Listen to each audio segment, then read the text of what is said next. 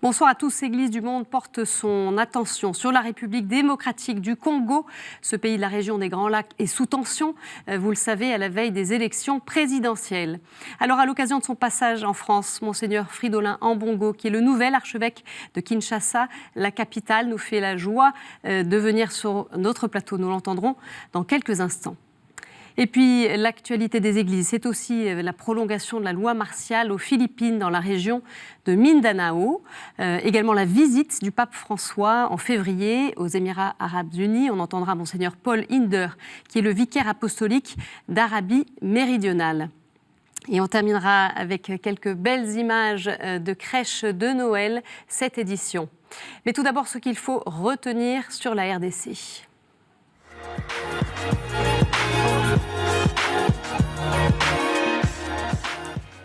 La République démocratique du Congo est un pays d'Afrique centrale. Il partage ses frontières au nord avec la Centrafrique et le Soudan du Sud, à l'est avec l'Ouganda, le Rwanda, le Burundi et la Tanzanie, au sud avec la Zambie et l'Angola, et à l'ouest avec le Congo-Brazzaville, l'enclave de Cabinda et l'océan Atlantique. Alors cet immense pays d'environ 81 millions d'habitants compte plusieurs centaines d'ethnies.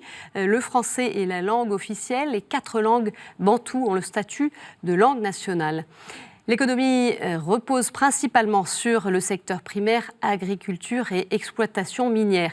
Mais il faut le rappeler, ces ressources dont bénéficie la RDC, elles sont exploitées par les pays voisins depuis une vingtaine d'années, avec des conflits armés qui ont fait plus de 6 millions de morts. Côté religion, selon l'Église catholique de RDC, le nombre de catholiques est estimé à environ 35 millions de fidèles, soit près de 40% de la population congolaise. Il y a environ 5000 prêtres et une centaine de congrégations religieuses masculines, avec 2000 religieux et 180 congrégations religieuses féminines qui accueillent 8000 religieuses. Tout de suite, on retrouve notre invité, Monseigneur Fridolin Ambongo.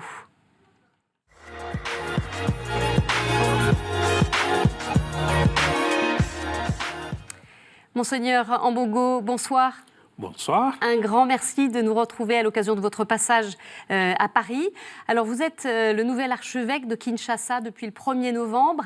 Vous avez succédé au cardinal Laurent Monsenguo, grande figure de l'Église en Afrique, qui s'est retiré pour raison d'âge. Votre messe d'installation était le 25 novembre, donc il y a quelques semaines. Alors, on va bien sûr parler à travers cette émission de la situation tendue dans votre pays à quelques jours du scrutin. Mais avant cela, j'ai envie de vous poser une première question. En tant que nouveau pasteur de ce grand diocèse de Kinshasa, la capitale, le plus gros diocèse du pays, avec plus de 3 millions de fidèles, je crois. Voilà, comment est-ce que vous envisagez cette nouvelle mission de pasteur, Monseigneur ? Merci beaucoup. C'est vrai que Kinshasa est une mastodonte si je compare aux autres diocèses de la RDC. Les défis sont énormes, aussi bien au niveau ecclésiastique qu'au niveau sociopolitique. J'arrive à Kinshasa avec cette claire conscience de ma responsabilité, mais aussi poussé par le peuple. Je vois cette espérance plus ou moins démesurée que le peuple fonde sur ma petite personne. L'Église, on le sait, elle a ce rôle historique extrêmement fort. En RDC, c'est probablement l'un des pays où la voix de l'Église est la plus forte, un pays d'Afrique. Voilà, est-ce que vous vous sentez davantage investi maintenant de cette mission en tant qu'archevêque de la capitale où se concentre le pouvoir ? Voilà, quels enjeux cela représente pour vous, ça ? Mais j'arrive dans un contexte de continuité. Je crois que ça a toujours été la tradition de tous mes prédécesseurs, depuis le cardinal Malula, ensuite le cardinal Frédéric Etso et mon prédécesseur direct, le cardinal Laurent Monsengo. Tous, chacun à son niveau, a pris la mesure de cette lourde responsabilité. Et je crois que l'un, comme tous les autres, ils ont essayé de répondre aux besoins du peuple. Donc vous prenez la mesure de la lourdeur aussi de cette mission. Tout à fait. Puisque j'écoute le peuple. Je suis à Kinshasa depuis le mois de mars que j'ai commencé comme coadjuteur, j'ai eu le temps de regarder, d'écouter, d'analyser. Et maintenant que je commence la pleine responsabilité, je le fais avec une claire conscience de ce que j'ai déjà vu. On va revenir avec vous sur ces élections qu'ils ont prévues le 23 décembre avec quelques éléments de contexte que je rappelle pour nos téléspectateurs. Joseph Kabila, qui malgré la fin de son mandat survenu en décembre 2016, s'est maintenu au pouvoir. On en a parlé à plusieurs reprises sur notre antenne. Il a un dauphin désigné pour ces élections, Emmanuel Ramazani Shadari, qui fait face en fait à une opposition qui est muselée, on peut le dire, par le pouvoir. Alors, sans compter aussi des violences qui ont traversé le pays durant cette campagne, avec les dernières en date, c'était le 11 décembre à Lubumbashi, chef-lieu de la province du Haut-Katanga. Il y a eu 2 morts face à des affrontements qui se sont passés entre la police et des membres de l'opposition. Donc cette tension, elle monte en RDC à la veille du scrutin qui est jugé non crédible. Je vous propose d'écouter, on en parle juste après, l'analyste politique congolais Boniface Musavuli, qui est membre de la plateforme Desk Wondo, spécialisée dans l'analyse des questions militaires et géopolitiques au Congo et dans la région des Grands Lacs. Il était joint par téléphone par Anne-Laure Dartigues. Ces élections ne sont pas crédibles ni dans la façon dont elles sont organisées, ni sur le plan ni sur le plan de la volonté politique même du pouvoir organisateur. Et les élections sont organisées de manière extrêmement chaotique. Il n'y a aucune volonté de les organiser d'ailleurs. Si vous voyez les images qui circulent sur les réseaux sociaux, vous voyez ces fameuses machines à voter qui sont parfois abandonnées dans la nature, comme ça en rase campagne. Il y a tout un désordre autour de l'organisation de ces élections. Et surtout, il y a Joseph Kabila qui n'a absolument pas envie de quitter le pouvoir de sitôt. La façon dont la campagne électorale est en train d'être malmenée par le pouvoir montre que nous nous dirigeons vers plus de violence que d'issue démocratique. Voilà, Monseigneur Ambongo, vous partagez ce point de vue? Tout à fait. Moi, je crois que le pouvoir a eu tort de ne pas écouter les évêques du Congo. Nous avions toujours préconisé la recherche d'un consensus autour de l'utilisation de la machine à voter. Le pouvoir, y compris la CENI, ont balayé des revers de main. S'occupe des élections. Oui, la commission électorale pour la commission électorale nationale indépendante, voilà. La CENI.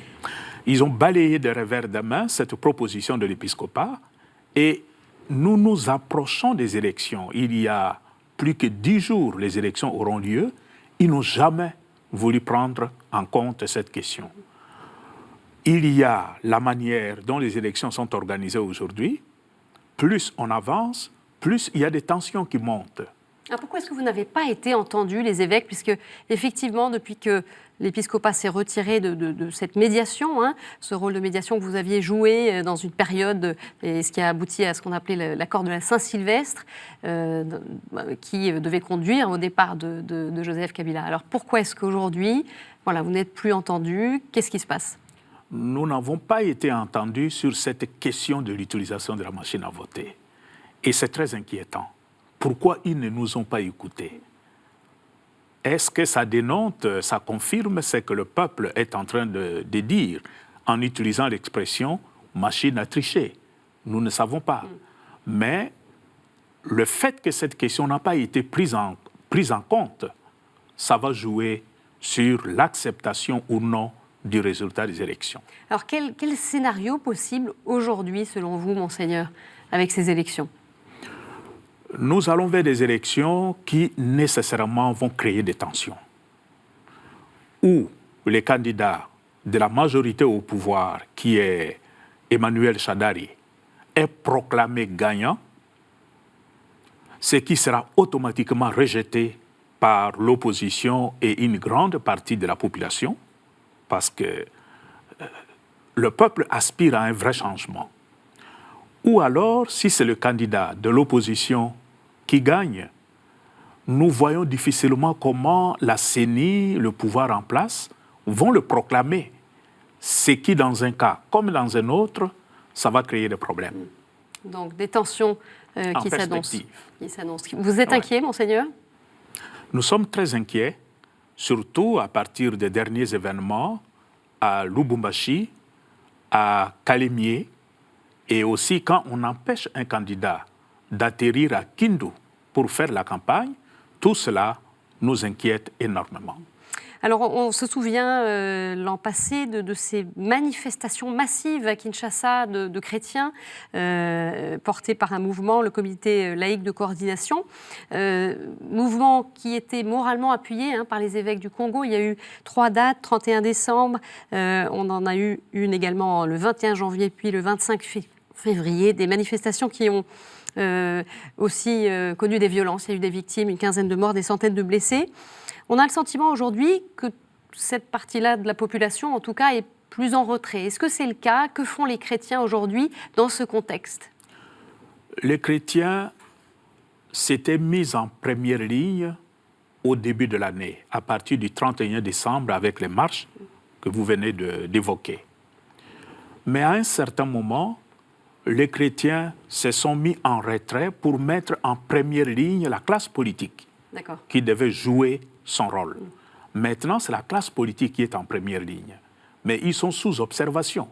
Si les choses ne se passent pas bien, mais ces groupes de chrétiens sont prêts à reprendre les choses en main. Alors, je vous propose d'écouter cette deuxième interview de Boniface Musavuli. L'Église, je le disais, elle a joué un rôle important dans le processus démocratique.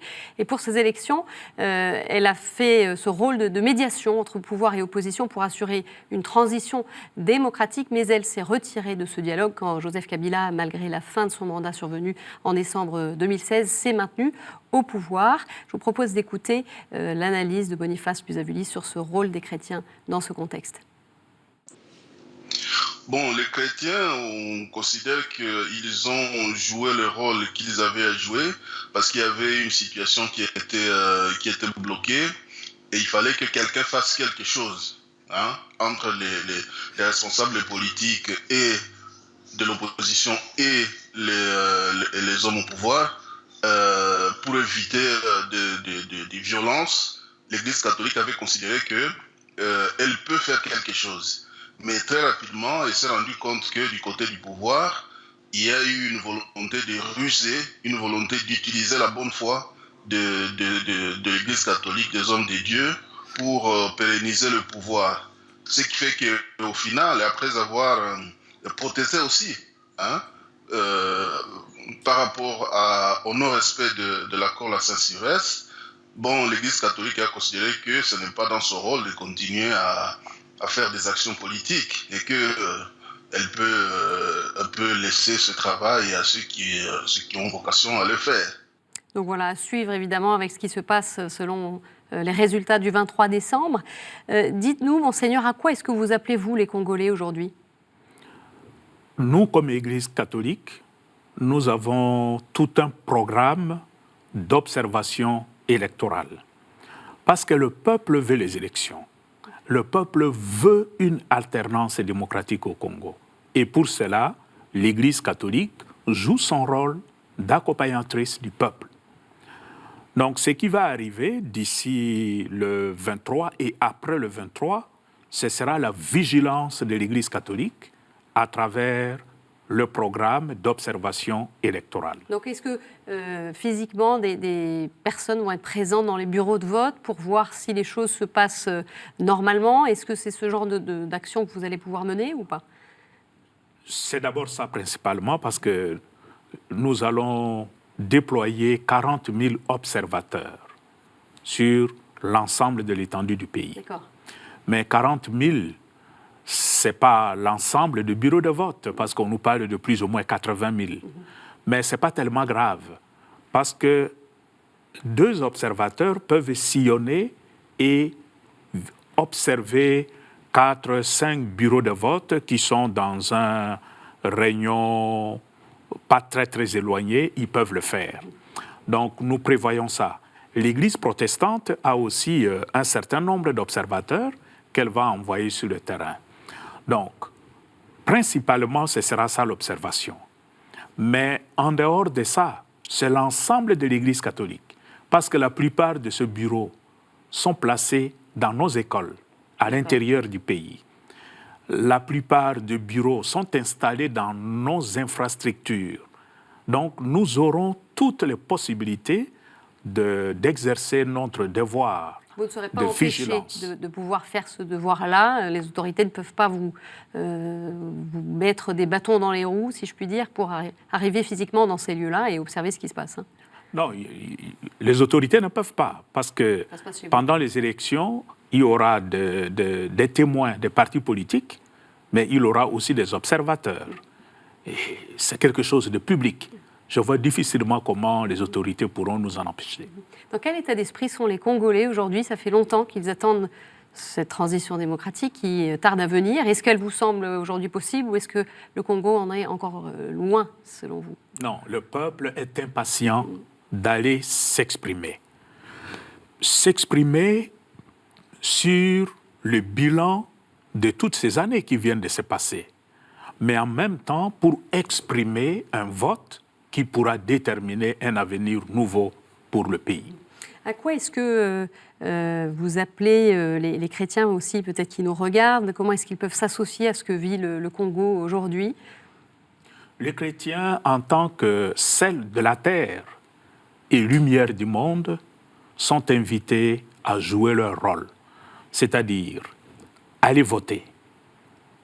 Même s'il y a tous les désordres que nous connaissons, celui qui dira « bon, cette histoire-là, ça ne m'intéresse pas, je ne m'exprime pas », il joue le jeu de la situation actuelle. Il faut aller, mais il faut y aller avec des idées claires. J'y vais pourquoi? J'y vais parce que je veux un changement pour le pays. Et exprimer ces changements par un vote responsable. Et vous éclairez ces consciences-là aussi? Vous avez ce rôle d'éclairer sur justement le vote? C'est notre rôle. Nous avons déjà donné quelques consignes, notamment le profil des candidats.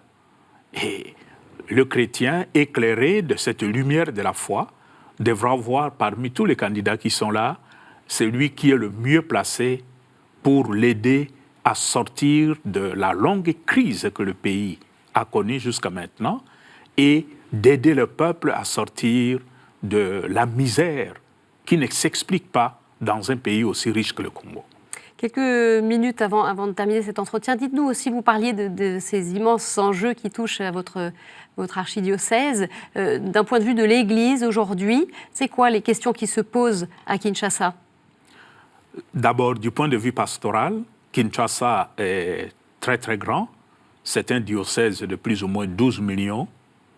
Et la population catholique, c'est au-delà de 60% à Kinshasa. Un tel diocèse a besoin d'être organisé. Donc, du point de vue pastoral, c'est d'abord un besoin de restructuration pastorale pour avoir des structures solides et ensuite mettre des personnes compétentes pour animer ces structures. Mais Kinshasa, c'est aussi la capitale de la République démocratique du Congo. Tout ce qui se fait à Kinshasa a une certaine incidence sur l'ensemble du pays, notamment sur le plan politique, sur le plan socio-culturel. Et nous entendons prendre vraiment notre responsabilité pour que l'Église de Kinshasa soit au rendez-vous conformément aux souhaits du peuple. Merci beaucoup, Monseigneur Ombongo. Un tout dernier mot, peut-être une prière que vous pouvez porter à nos téléspectateurs pour qu'ils soient en proximité avec les Congolais à la veille de ces élections. Le peuple congolais a beaucoup souffert. Ça dure des années et je crois qu'avec tous ceux qui nous suivent, tous ceux qui s'intéressent au pays, notre souhait, c'est que cette misère cesse, cette souffrance du peuple congolais cesse. Nous nous approchons de Noël. Et Noël, c'est Dieu parmi les hommes, Dieu avec les hommes.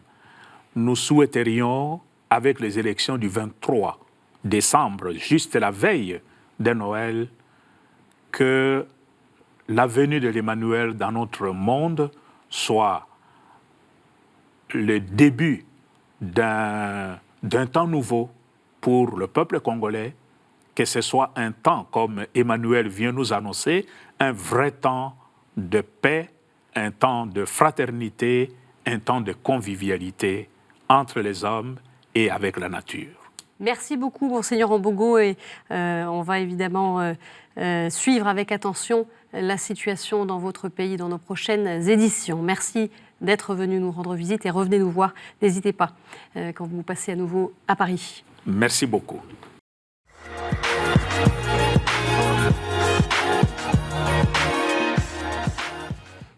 Ce que l'on a retenu cette semaine dans l'actualité des églises, c'est le 12 décembre, le président philippin Rodrigo Duterte qui a obtenu la prolongation d'1 an de la loi martiale décrétée en mai 2017 en raison d'un soulèvement de djihadistes dans la région de Mindanao, dans la ville de Marawi, à 800 km de Manille, la capitale. Le banditisme, la piraterie et la rébellion armée de milices séparatistes inquiètent depuis des décennies la majorité des zones islamiques de l'île, parmi les plus pauvres du pays. Le gouvernement a essayé de les gérer avec des accords et une décentralisation. Mais en mai dernier, un violent conflit a éclaté à Mindanao lorsque des extrémistes ont voulu créer une enclave de l'État islamique en assiégeant Marawi. Les affrontements entre troupes gouvernementales et djihadistes ont causé la mort de plus de 1000 militants, la destruction d'une partie de la ville et environ 400 000 déplacés. L'Église catholique a exprimé à plusieurs reprises son opposition à cette loi martiale, invoquant des cas de violation des droits de l'homme. Depuis le début de la crise, les évêques ont appelé la population à l'unité et à la solidarité. Et l'Église a porté assistance aux déplacés et aux victimes de ce conflit. Vous le savez sans doute, le pape François se rendra aux Émirats arabes unis du 3 au 5 février prochain. Il a été invité par le cheikh Mohammed bin Zayed Al Nahyan, prince héritier d'Abu Dhabi, afin de participer à la rencontre interreligieuse internationale sur la fraternité humaine. Mais cette visite est aussi une réponse à l'invitation adressée au pape par la petite communauté catholique vivant dans les Émirats arabes unis et constituée majoritairement de Philippins, d'Indiens, de Pakistanais et de Sri Lankais, ainsi que de Libanais, Palestiniens, Irakiens, Syriens ou Égyptiens. Ces catholiques étrangers représentent environ 2,5 millions de personnes, soit 8% de la population totale. Alors cette visite de François sera la première visite d'un pape dans la péninsule arabique, un moment très attendu par les catholiques sur place, comme nous l'explique Monseigneur Paul Hinder, vicaire apostolique d'Arabie méridionale, joint par téléphone. C'est une joie extraordinaire et je vois la réaction des gens. Évidemment, tout le monde aimerait venir à la messe que le pape célébrera le 5 février. C'est quand même quelque chose qu'on n'a jamais vu sur la péninsule, qu'un pape vienne ici d'abord et qu'il puisse célébrer une messe en public. C'est quand même quelque chose d'extraordinaire et il montre qu'on vit dans une situation qui est différente de beaucoup de ce qu'on a vu dans le passé ou dans d'autres parties du monde. C'est une sorte de reconnaissance. On existe et on voit que le pape nous aime. Et c'est un cadeau pour les gens, je dirais. Et pour terminer cette édition à quelques jours de Noël, eh bien on fait un tour du côté de la place Saint-Pierre à Rome, vous le voyez sur ces images, où le 7 décembre a été inaugurée une crèche grandeur nature. Son originalité, elle est entièrement sculptée dans le sable, baptisée Sainte Nativité de sable. Cette crèche a été réalisée avec environ 700 tonnes de sable offerte par la commune de Jesolo en Vénétie. L'œuvre monumentale occupe une surface de 25 mètres carrés et sera en place jusqu'au 13 janvier, jour de la fête du baptême du Seigneur. Et on tourne aussi nos regards vers les chrétiens d'Orient qui s'apprêtent à fêter Noël. À Bagdad, c'est une crèche émouvante et hautement symbolique qui a été peinte sur le mur d'enceinte qui protège la cathédrale syriaque catholique Notre-Dame du Perpétuel Secours. Elle avait été la cible d'un attentat le 31 octobre 2010, une date qui restait gravée dans les mémoires. Cet attentat particulièrement violent avait frappé en plein cœur les chrétiens lors d'une messe faisant 46 victimes, dont 2 prêtres et des centaines de blessés. Voilà, c'est la fin de cette édition. Alors j'en profite pour dire un grand merci à Anne-Laure Dartigues pour tout son travail accompli ces derniers mois sur Église du Monde. Merci beaucoup Anne-Laure. Voilà, très belle fête de Noël à tous. On se retrouve en janvier. Au revoir.